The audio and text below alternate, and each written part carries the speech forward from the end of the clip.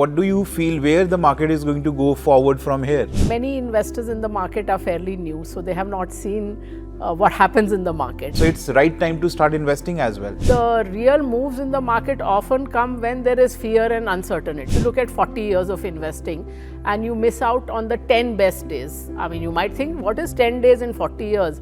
But it takes away 2/3 of your returns. So what does historical trends show you about the current market, and what are the interpretations that you draw from the history which tells us that which way the stock market is going to go forward? I said no if then but. This is the risk in small caps. Please get out and get into a steadier portfolio. What explains your argument that you are asking people not to follow the investment strategy of Warren Buffett?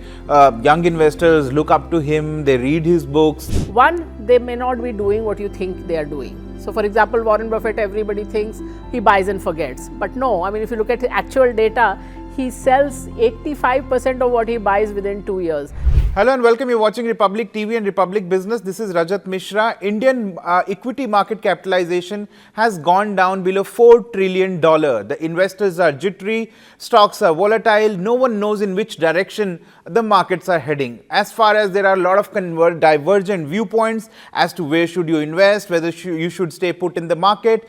To dissect the various layers of the market, we are joined in by a very special guest, Devina Mehra, who is CMD of the First Global and who is a very well-known author who has recently come with her book, Money, Myths and Mantra, an Ultimate Investing Guide, in which she talked about the past, present and the future of the market.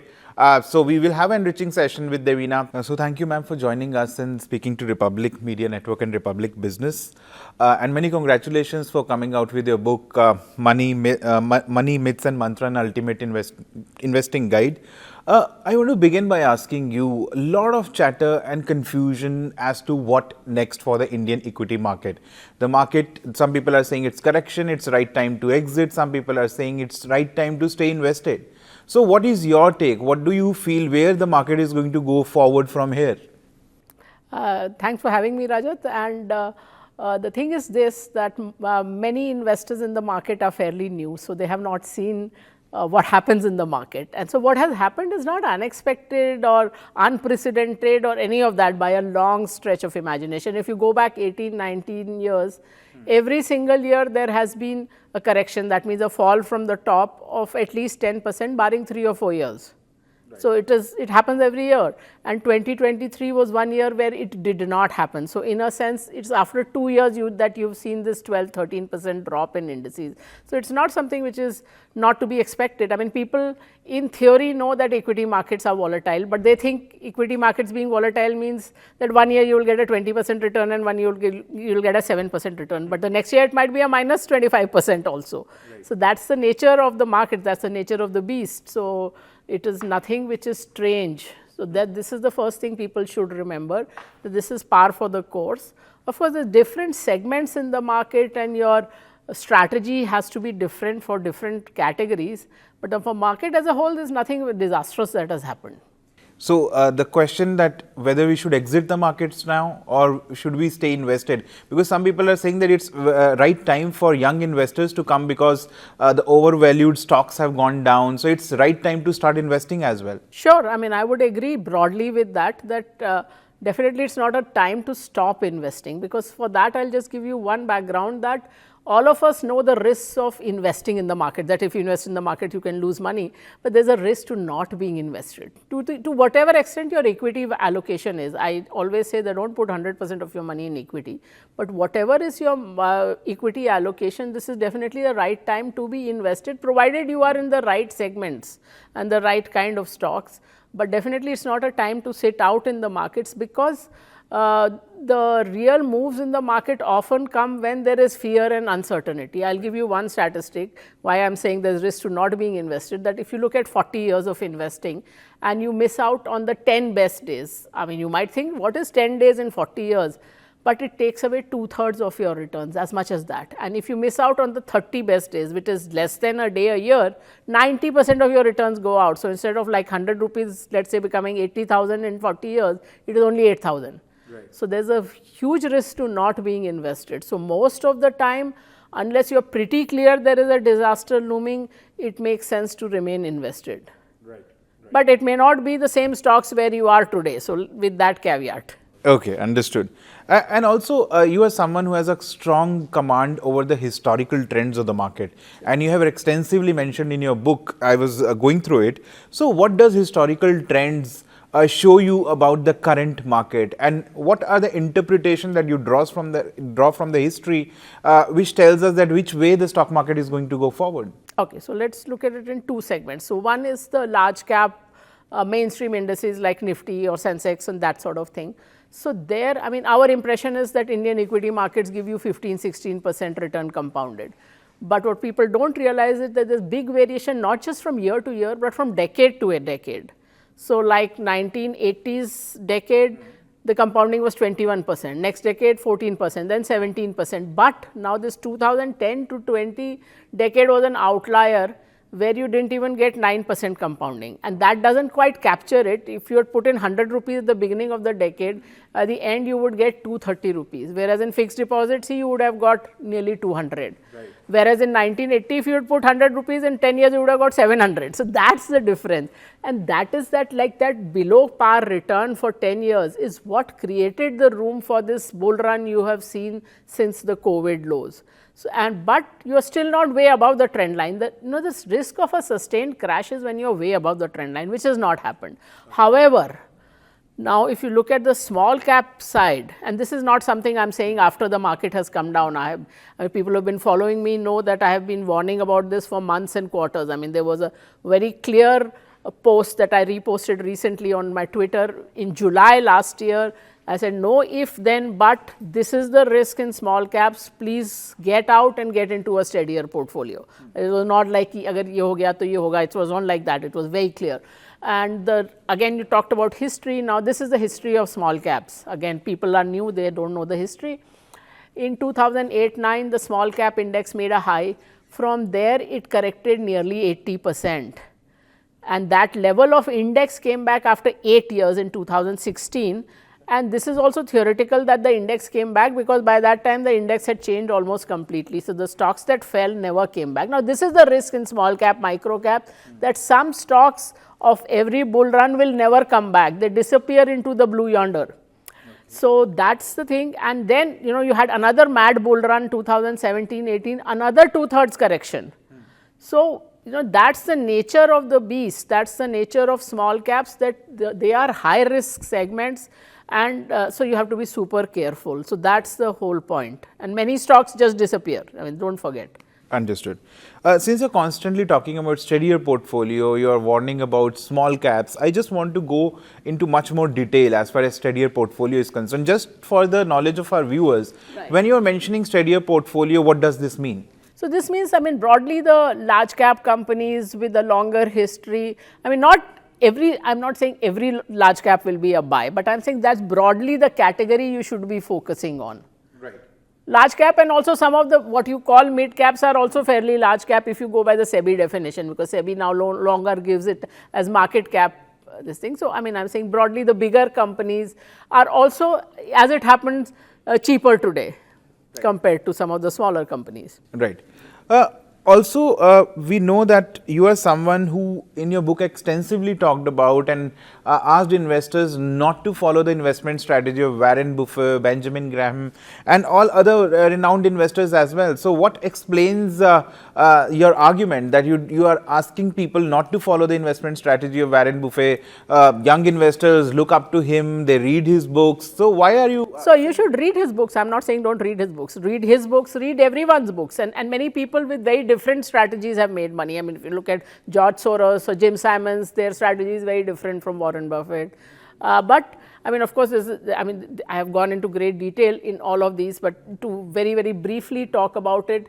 One, they may not be doing what you think they are doing. So for example, Warren Buffett, everybody thinks he buys and forgets. But no, if you look at the actual data, he sells 85% of what he buys within 2 years, and the majority within 6 months itself. The second part is, how is the performance? Now, I'm not talking that Warren Buffett is the worst performing fund. I'm just saying he's well known. So he has also underperformed the S&P 500 for 20 long years. But you mentioned Ray Dalio. His performance has been a disaster. disaster. I mean, performance compared to S&P has been a complete disaster. Warren Buffett is underperformed slightly, but Ray Dalio has been a disaster. But just because you can talk well doesn't necessarily mean that your performance is good. But there's an even more fundamental thing.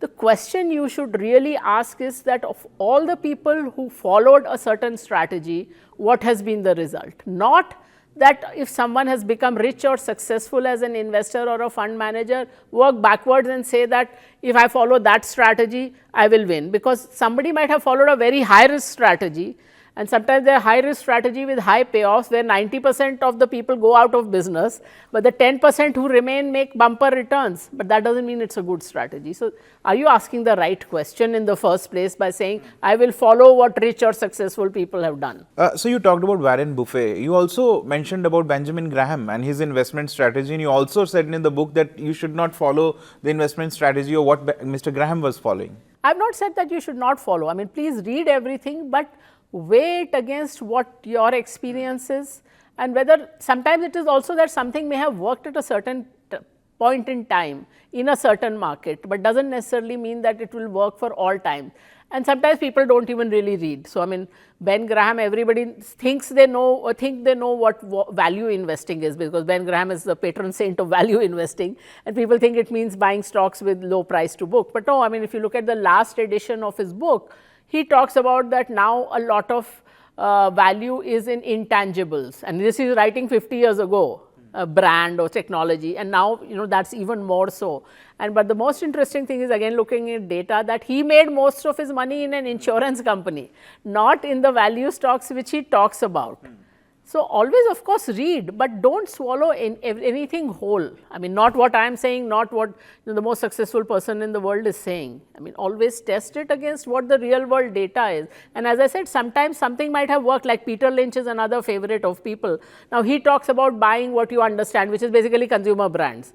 The consumer brands worked well in 1980s and to an extent 1990s US. Doesn't mean that for all time in all markets consumer brands are the best things to buy.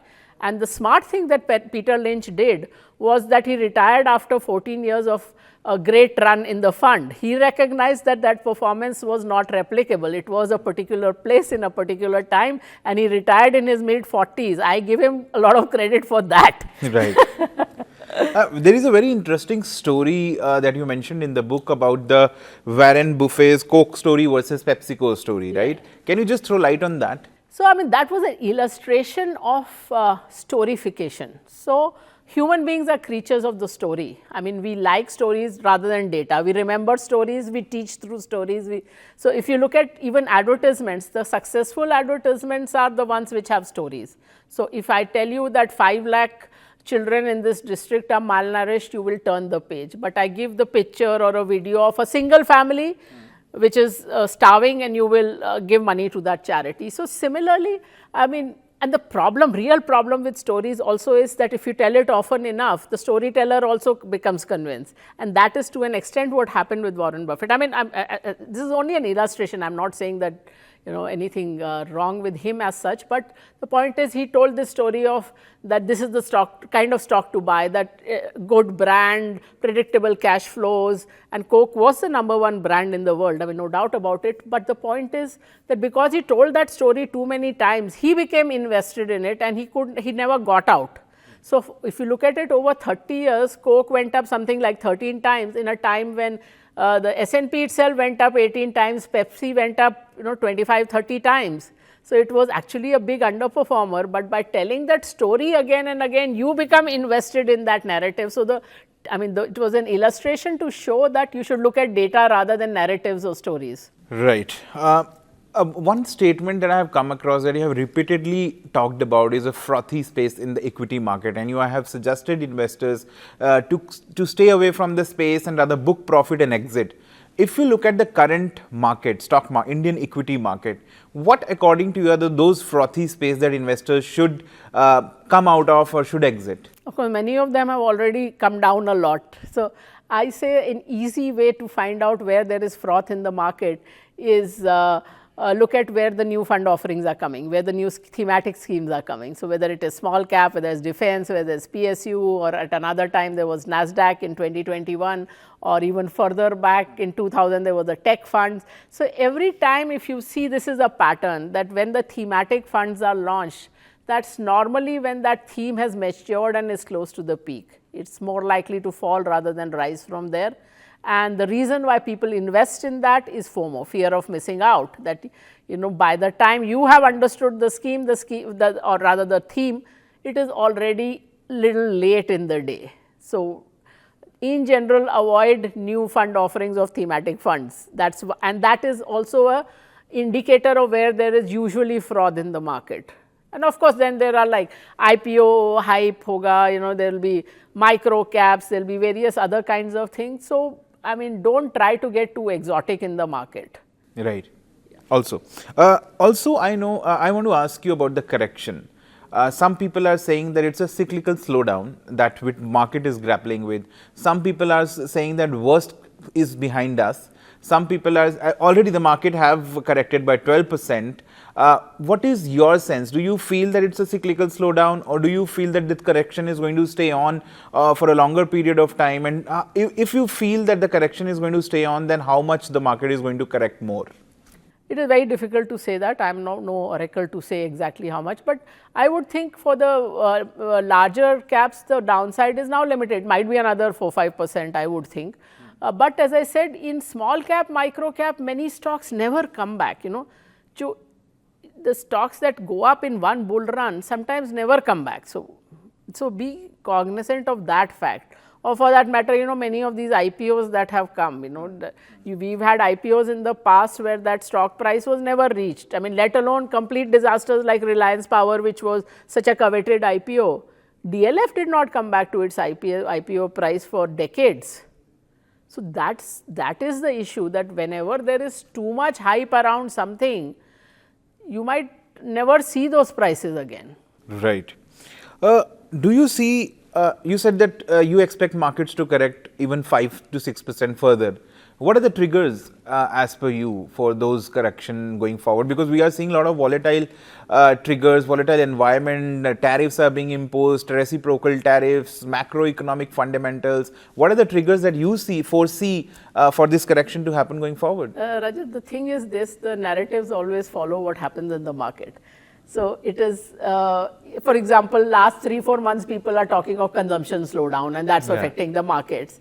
But if you look at the data, the consumption slowdown happened in the previous financial year.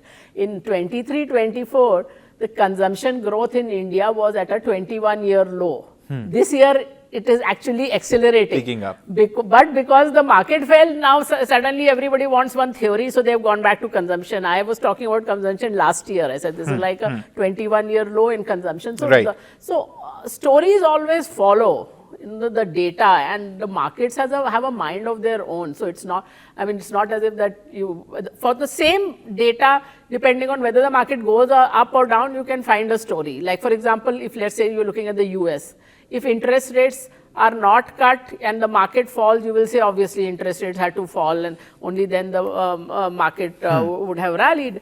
But if they are not cut, you can also say they are not being cut because the economy is doing so well. So therefore, there's a logic for market to go up. So either way, you can come up with this logic. Right.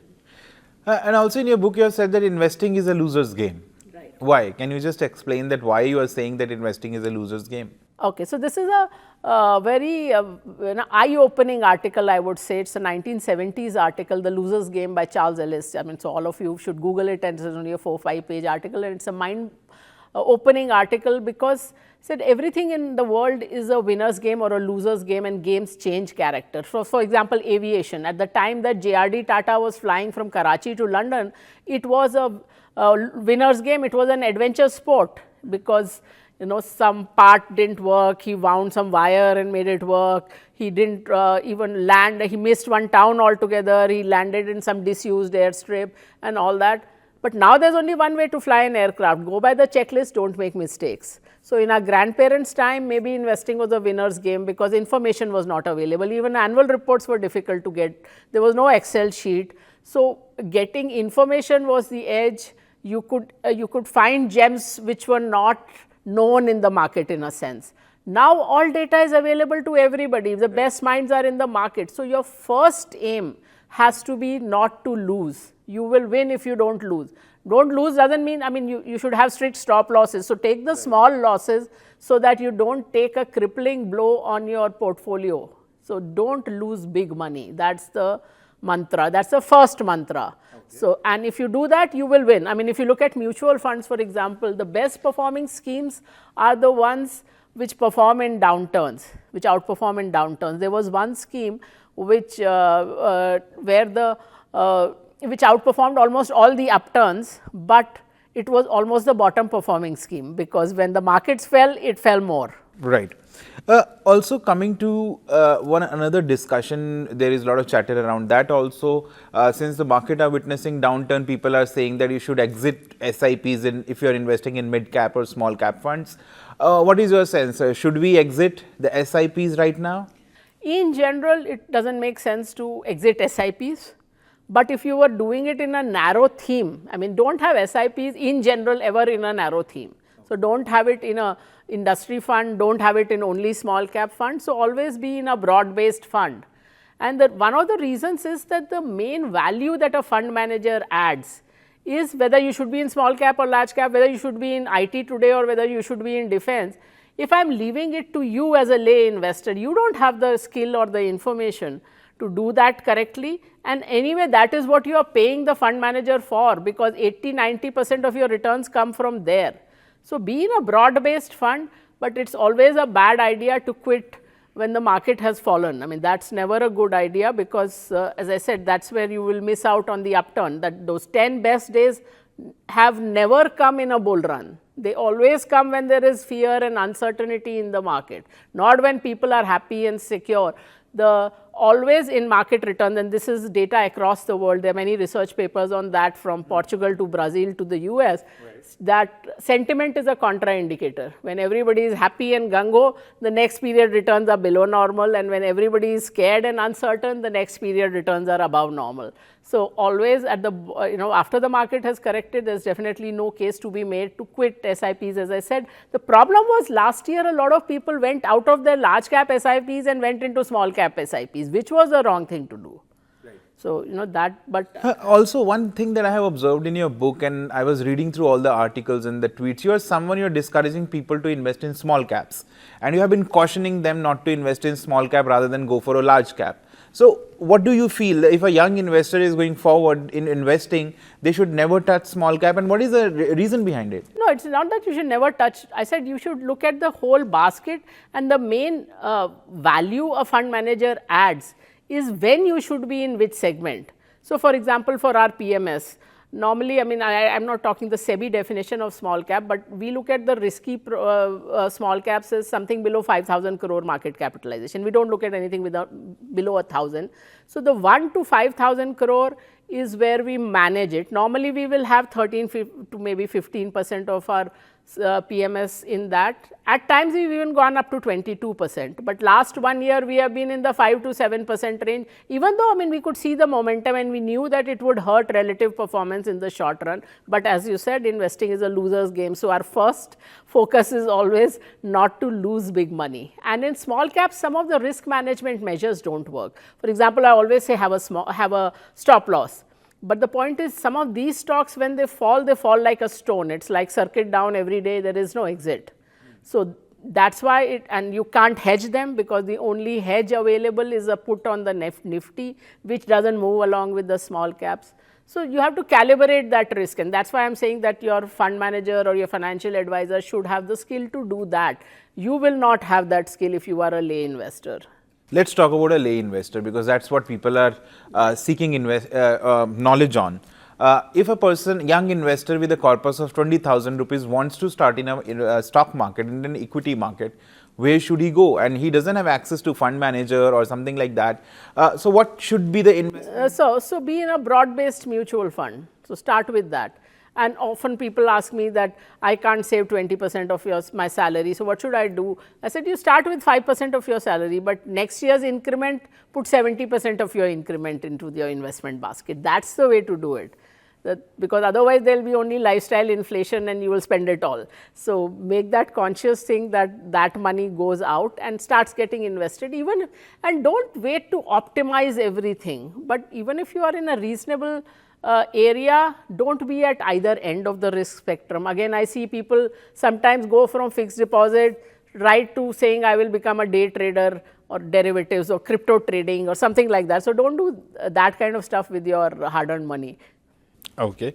Also, I want to ask you, you also said that there is no risk of a sustained market crash. Right. Why do you feel so? Because some investors are jittery. They want to know, is this downfall going to stay on? What is the future of the money that they have invested? So, but you have said that there is no risk of a sustained market crash. Yeah, and that was what I spoke about, that 2010 to 20, that decade, the return was so much below normal. That is what has created the room. So the risk of a big crash is when you are way above the trend line. You're not even at the trend line of that 15-16% return. So that's why I'm saying that for the mainstream indices, I don't see a big risk, which doesn't mean that, in the market, sometimes there are long periods when things don't go well. I mean, there was this book on Rakesh Jhunjhunwala, and the authors had not focused on that line. But for me, the gist of that book was that one line where Rakesh says that I made a lot of money from, I think, 89 to 92, from 2003 to 2007, and one more period. He said these 3 periods I made a lot of money. In between, there were even 5 years where I made no money.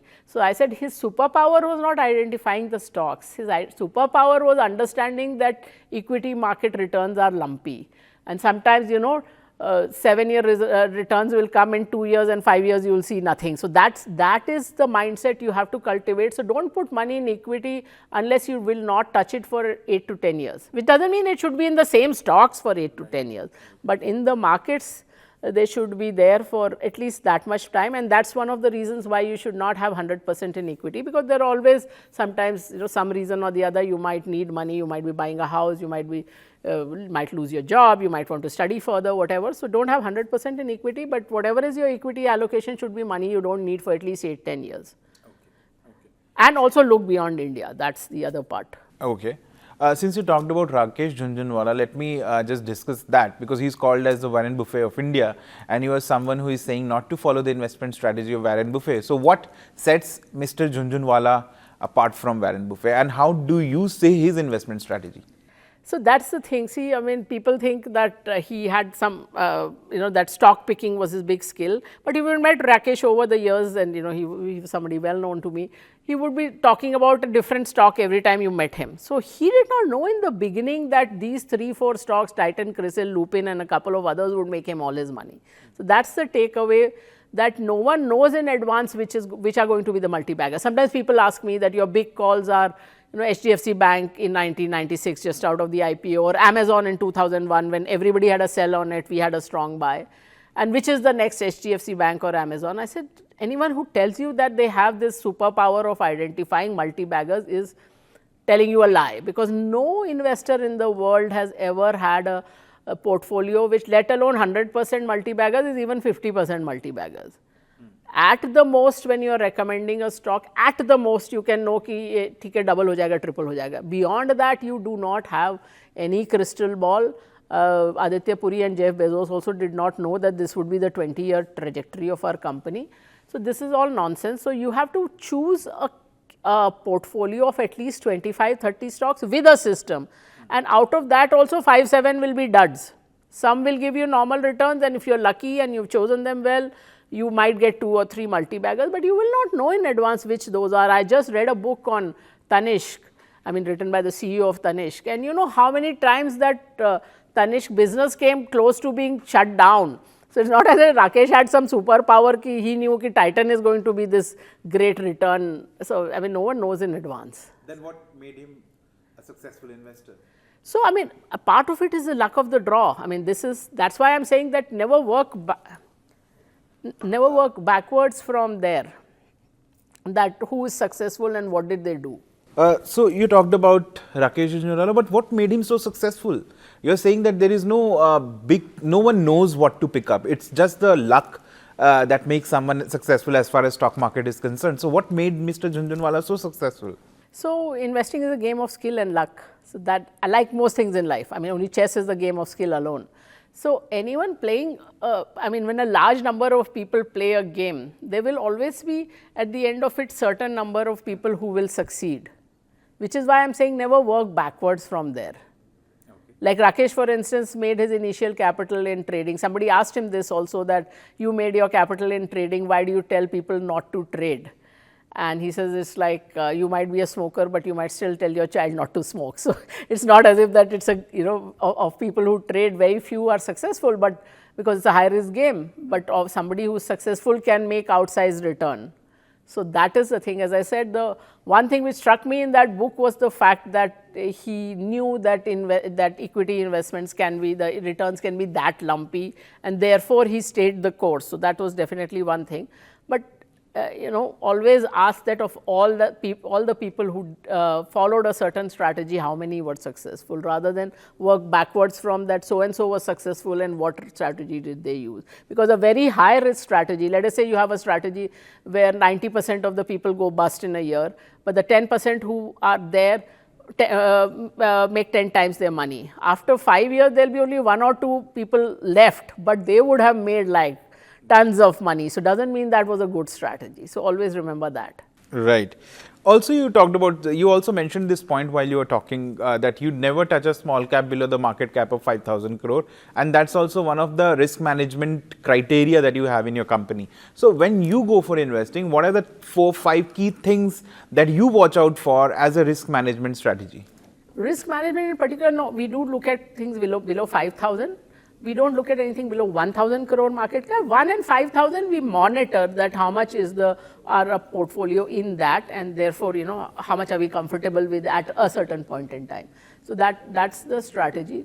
But risk management, especially we do many things because we always focus on risk first. We always say 60% of your fees are for risk management and 40% is for return management, just to emphasize that risk is more important.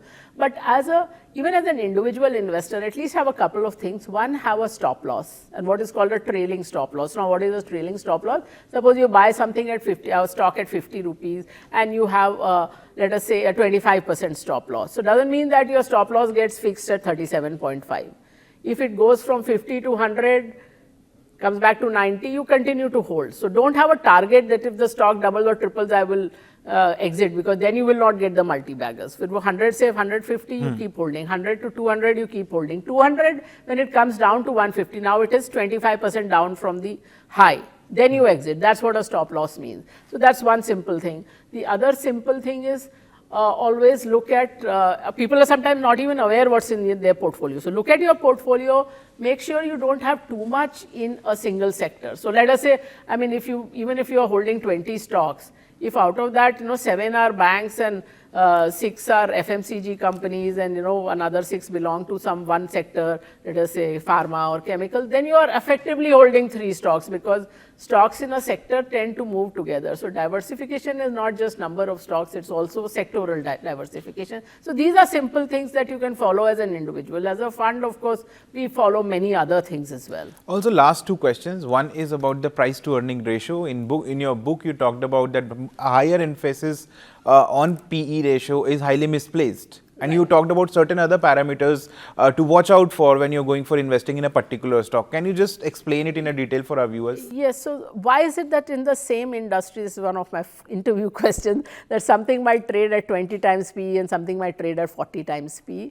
And if you look at theoretically, the determinants are, one of course is growth in cash flows and earnings. And the other part is return on capital employed, or return on equity, and which has to be balanced with the cost of capital or cost of equity. Now, people will say many of these things are, you're making assumptions, but the point is, when you're saying that this is, for this company 25 P is justified, for that one 50 P is justified, then you are anyway implicitly making all these assumptions. So, be explicit about it. But more important is, most of us only look at the income statement, that this happened to the sales growth, this happened to the margins, this happened to the earnings growth. We do not look at the balance sheet, we do not look at the cash flows. And that is where things hide. For example, right. So those are things you can look at. So you're trying to say cash flow is one of the most important parameters. Yes, because what happens, for example, there's a slowdown in the business. Now, first of all, the management also knows that everyone will look at sales and earnings. So how will they try to manage it? That they will try to push more into the market by giving more credit.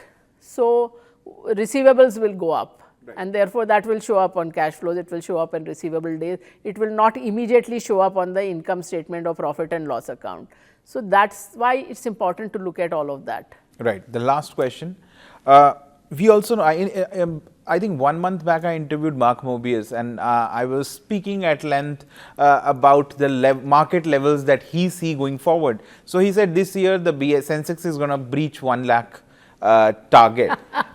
So I just want to ask you, there are 2 parts to this question. One is this level of 1 lakh, by when you expect that to be crossed. Second, by when do you feel that the markets are going to make a comeback and this correction is going to be over? Okay, Rajat. So first of all, let me tell you that in my 30 years in the market, I have never ever given a 1-year Sensex or Nifty projection, not on New Year, not at Diwali time. And while I've never given it, I got the term for it a couple of years back when I read Daniel Kahneman's Noise, and the term is objective ignorance, which is things you not only don't know about, but you cannot know about. So to be confident about something you cannot know about is the biggest stupidity. And in relation to that, Bloomberg recently did a study, because in US you have this data of people's projections going back decades, and they found that on the average, the projection made, and this is all the big Wall Street firms, all the big banks in the world, HSBC and Citicorp and Morgan Stanley and Merrill Lynch, so that level, off by 15% points. So if they say that the S&P 500 will this year grow 20%, it can be 5%, it can be 35%, it can be anywhere. And most of the time, everyone projects a 0 to 10% increase in the S&P. And in the last 100 years, S&P has moved by 0 to 10% in a year only 14 times. So basically, all these projections are not worth the paper they are written on. Nobody has a clue on a 1-year basis, and anyone who's telling you, please look at their last 10 years projections and see what the reality is. So this is all complete nonsense, which is why I never ever give a 1-year projection. So, right. So what about the correction? When do you feel that this correction is going to be over and markets are going to make a comeback? There's no formula to it, but I think, now we are in the range of somewhere bottoming out. I said, which doesn't mean that it can't go down by another 4-5%, but I mean, we are in the range of where you should be getting in. So if you were sitting outside saying, I will get in when there is a correction, are you getting in now? I mean, that's my question. Thank you, Devina, for talking to us, and I think it would be a wonderful knowledgeable session for the investors who are watching out for the information as far as investing is concerned. Thank you for sparing time out and speaking to Republic Media Network. Thank you. Thanks for having me.